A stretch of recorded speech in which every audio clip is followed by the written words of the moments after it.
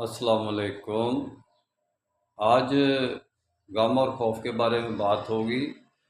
अला इन्ना औलिया अल्लाह ला खौफुन अलैहिम वला हुम यहज़नून। अल्लाह के जो वली होते हैं, अल्लाह के जो दोस्त होते हैं, कुरान पे जगह जगह में आया है कि उनको कोई खौफ और कोई गम नहीं होता। लेकिन दूसरी तरफ हम देखें तो यूसुफ अलैहिस्सलाम के वालिद रोते रहे तो उनकी बिनाई चलेगी गम में, यूसुफ के गम में। तो लोगों ने पूछा कि भाई ये क्या बात है, आप तो अल्लाह के रसूल हैं, अपने नबी हैं, तो क्यों इस तरह कर रहे हैं। तो उन्होंने लोगों से कहा, कुरान में जवाब है कि मेरा ये गम और मेरा ये रोना अल्लाह के लिए है। भाई दुनिया का गम और खौफ नहीं होता अल्लाह के वलियों को। अल्लाह का गम, अल्लाह का खौफ ज़रूर होता है कि भाई अल्लाह का गम भी मोहब्बत, आपको पता है गम भी मोहब्बत का एक हिस्सा है।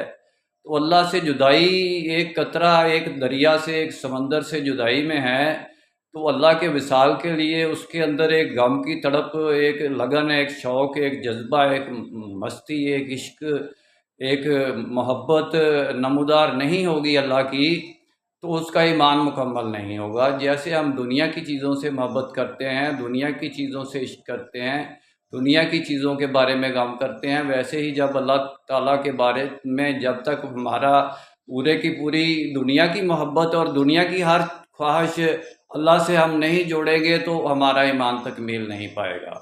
ये है गम और खौफ के बारे में कि भाई अल्लाह का गम और खौफ और तकवा, तो आपको पता खौफ को कहते हैं, परहेजगारी को कहते हैं, जगह जगह पे कुरान में है।